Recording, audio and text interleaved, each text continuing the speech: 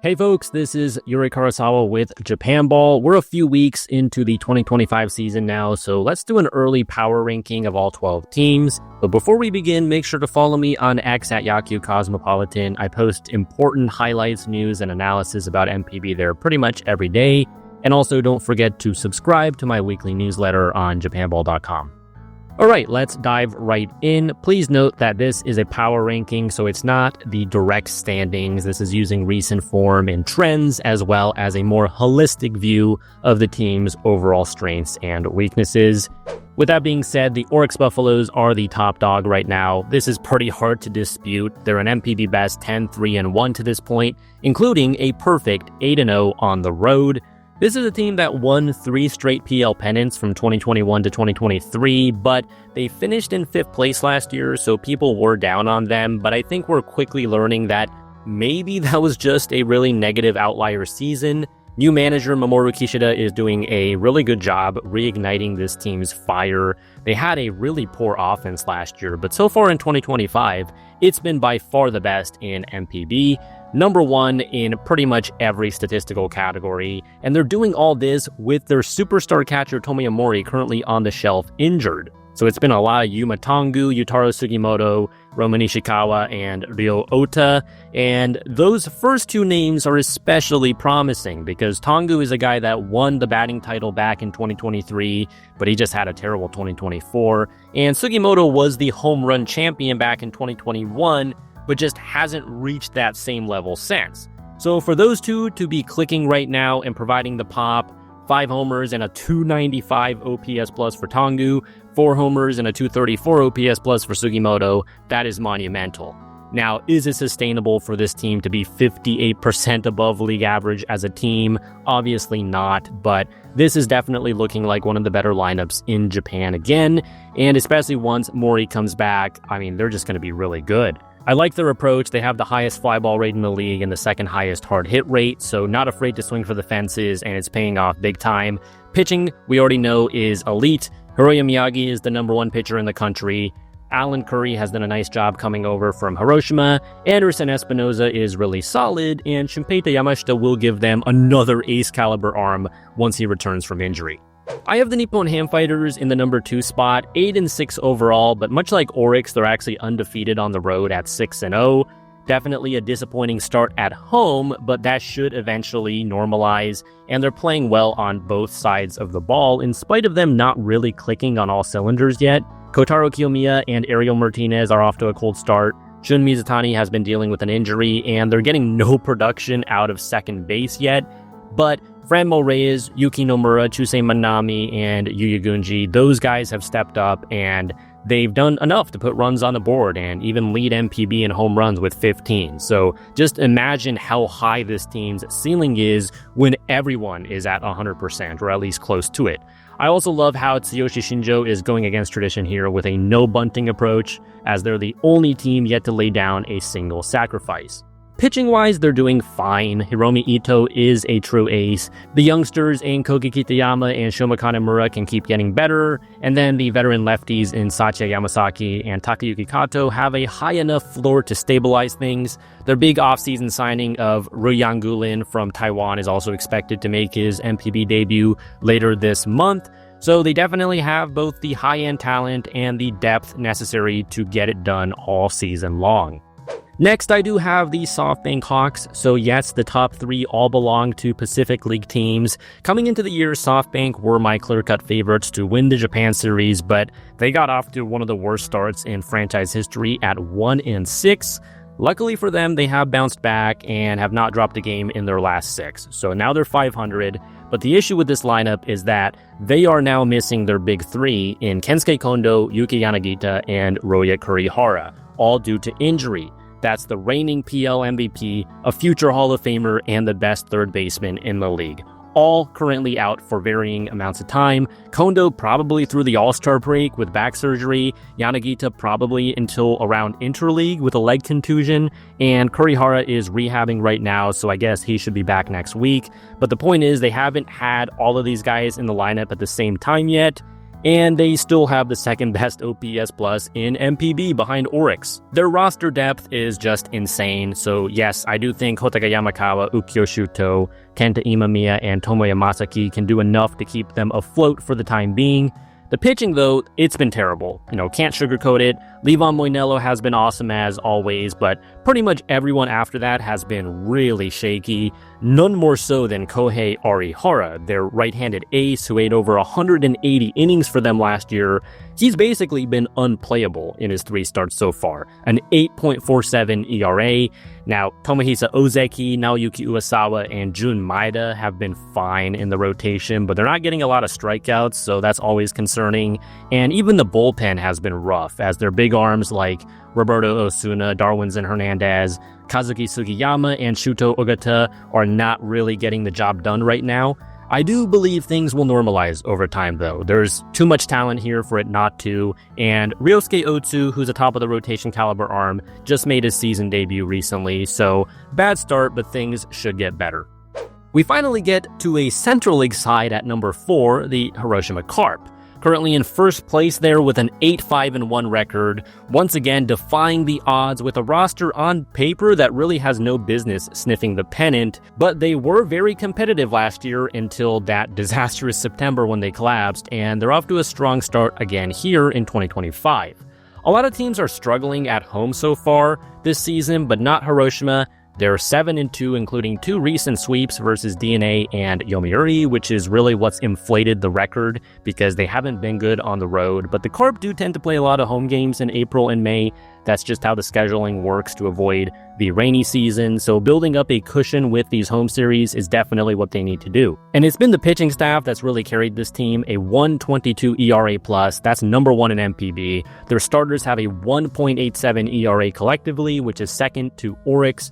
Masato Morishita and Shohei Mori have taken a step forward this year, and others like Hiroki Tokoda, Daichi Osera, and Shogo Tamamura just add a lot of reliability.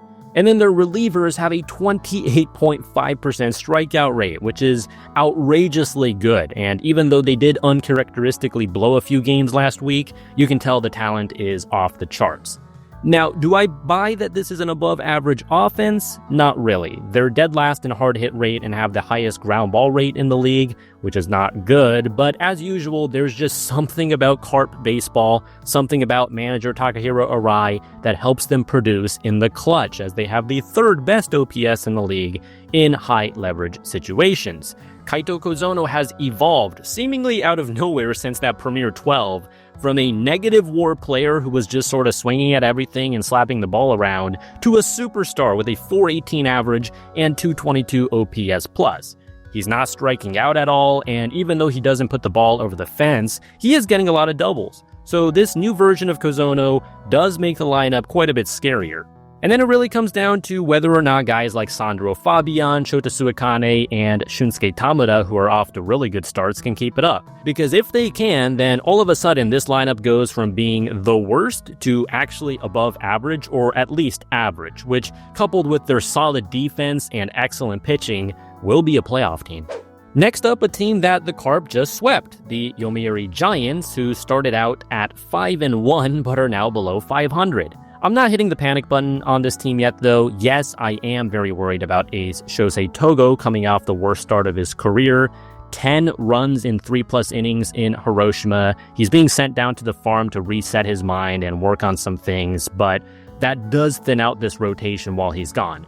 That said, I honestly think it's still alright. Foster Griffin will be making his season debut soon after a delayed start with a fever. Iori Yamasaki is yet to give up a run in 2025. Haruto Inoue and Yuji Akahoshi are both young and getting better by the day.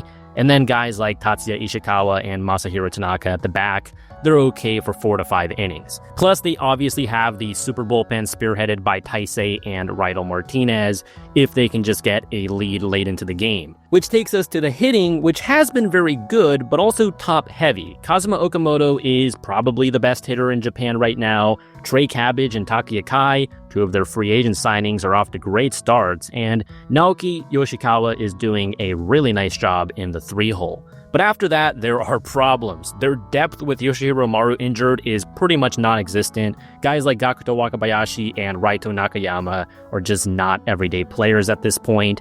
And Hayato Sakamoto is really a problem right now. He cannot hit anything.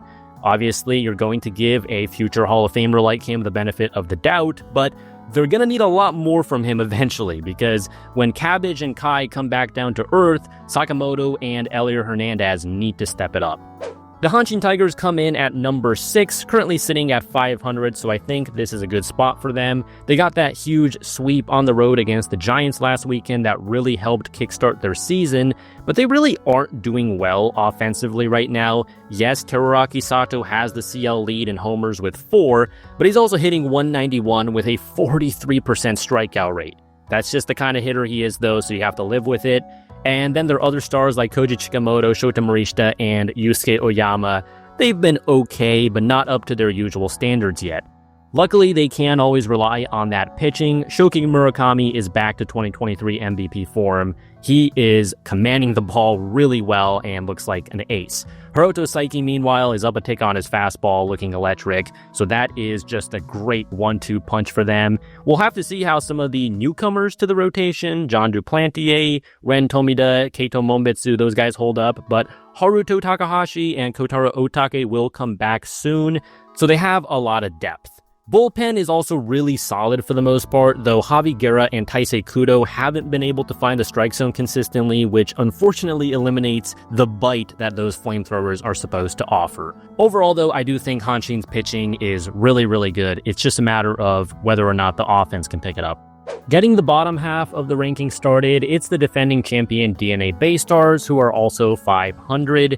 The offense, which is supposed to be their biggest strength, it's why they accept having such a bad defensive alignment. It's to get all these great bats in the lineup.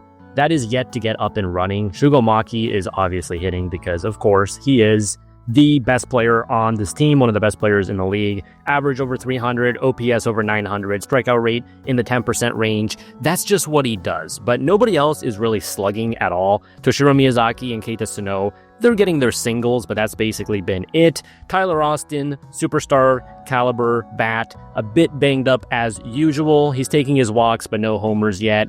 But once everyone starts clicking, this lineup should still be among the best in the business. We're just yet to see it. On the mound, the rotation has been fantastic. Katsuki Azuma, Anthony Kay, Andre Jackson leading the way there. But the pen has been brutal. Second worst reliever ERA in NPB right now.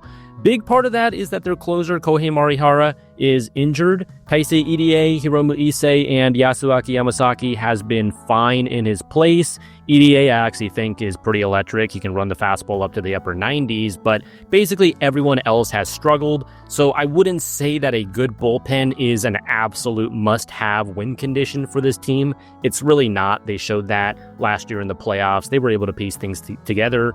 It's more about the offense getting it going, but obviously you do want to see the pitching get better. Next, it's the Lotte Marines at number 8. They swept SoftBank on the road to start the year, but since then they're 2-7. They've really been quite a bipolar team throughout the entire tenure of Masato Yoshii as manager. They have these long winning streaks from time to time, but then they just look super fragile at other times, and it's been more of the latter of late. The Roki Sasaki list pitching has actually been fine for the most part, but the hitting is just not up to snuff. Neftali Soto, Hiromi Oka, and Kyota Fujiwara, those guys have been doing their job, but everyone else pretty disappointing, especially their middle infield. Just no production whatsoever from Captain Yudai Fujioka, rocking a 147 average to this point, and then Ryusei Ogawa and Atsuki Tomasugi combined at shortstop are only 5 for 28. Gotta give rookie Misho Nishikawa some more time to figure it out, but he's been looking overmatched as well. This lineup certainly has the potential to be above average when you have Oka and Soto and Gregory Polanco and Yudai Fujioka and all these guys clicking, but right now it's holding this team back.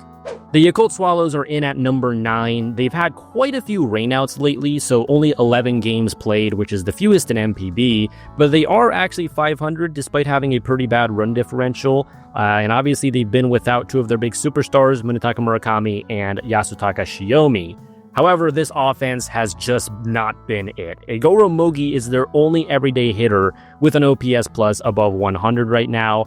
That is just unacceptable. And yes, Tetsudo Yamada, Jose Osuna, Domingo Santana, you expect these kind of established stars to eventually get it going, but if they want to be competitive this year, they need to out-hit a lot of their opponents, and they're not doing that right now. Murakami will be coming back this week though, so that will hopefully change their fortunes.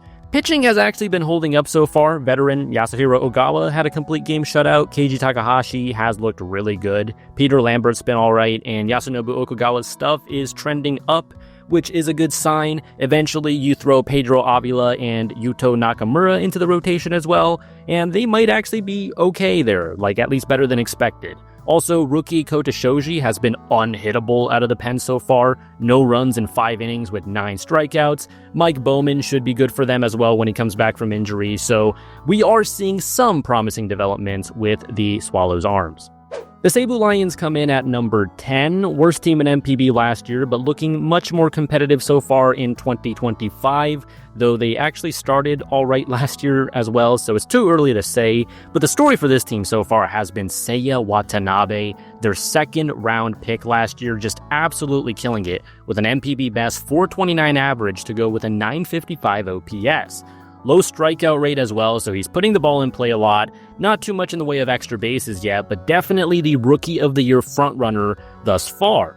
He did just have to come out of the game on Saturday, though, with an apparent ankle injury, so hopefully he's not out too long, because otherwise, this offense is still not good. Yes, they can run a lot. Yes, they can slap the ball around, and they have a few guys that can put the ball over the fence, like Shuta Tonosaki, Takeya Nakamura, and Leandro Cedeno, but that's just not enough.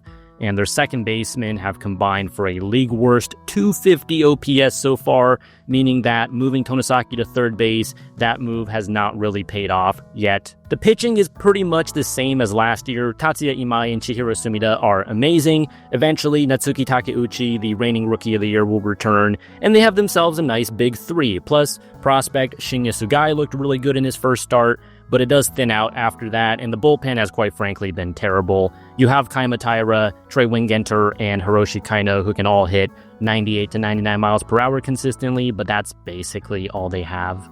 The second to last team here are the Chuncihi Dragons with a 5-7-2 record. Coming into the season, you're thinking, hey, they have a nice up-and-coming core. Maybe their lineup actually surprises some people and ends up being good, but it has been brutal to this point. A 196 team average is the worst in NPB, a 22.4% strikeout rate, also the worst, and a 73 OPS plus is the second worst. Takaya Ishikawa, Kaito Muramatsu, Seiya Hosokawa are not off to good starts, and Hiroki Fukunaga is injured. So right there, that's a pretty big chunk of their lineup struggling. Yuki Okabayashi has been good in the leadoff spot though, and Kenta Bright has won them quite a few games off the bench already as a pinch hitter. Hopefully he gets more starts going forward. And the pitching has actually been really good, even with their ace, Hiroto Takahashi, being bad in 2 of his 3 outings thus far, surprisingly. Kyle Muller is looking elite. Yuya Yanagi and Yudai Ono are kind of bouncing back. They're having a bit of a renaissance, and the bullpen is crazy deep, even without Rydel Martinez anymore. They have the best ERA in NPB at the moment, so I think the hitting will eventually get better. Hosokawa and Fukunaga, I think those two in particular are going to be really good, and then maybe the pitching regresses a bit. At the end of the day, though, they still look like a sub-500 team. And lastly, it's the Rakuten Eagles. Worst record at 4-9, worst run differential at -25, fewest home runs as a team, highest ERA, just not much good to say, unfortunately. I guess Tatsuki Koja's been good. So him and Takahisa Hayakawa form a pretty nice 1-2 punch in the rotation now, but they don't really have anyone else. Maybe Masaru Fuji. Miguel Yahure got hurt in his first game. The veterans Takayuki Kato and Wataru Karashima have been getting shelled, and it's just rough overall. The hitting is at least somewhat interesting. Toshiki Abe, Hideto Asamura, and Yukiya Ito are hitting pretty well, and they have plenty of speed in the top order with Ryosuke Tatsumi, Hiroto Kobukata, Yuya Ogo and Rui Muneyama, so they can be a pretty decent, plucky lineup. Muneyama, by the way, Rookie of the Year candidate, obviously top prospect. His defense at short is pretty much as advertised. It is excellent. The bat was pretty good in the beginning. He had a nice little hit streak going, but he's hit a bit of a cold spell recently. And I think at the very least, you can keep him in the lineup every day if you maybe move him down, take the pressure off him. And, he's smart enough to make the necessary adjustments. It's not like he looks completely overmatched like Nishikawa for Lotte. So Rakuten are not necessarily a pushover because they do have some talent on this roster. They can be pretty all right, but the lack of quality arms, that's probably going to make them a last place team. So there you have it. Those are my power rankings as of April 14th. Obviously, still very early, but we're already seeing quite a few interesting trends. Let me know what you guys think. Thanks for watching. Please like and subscribe for more NPB content in English.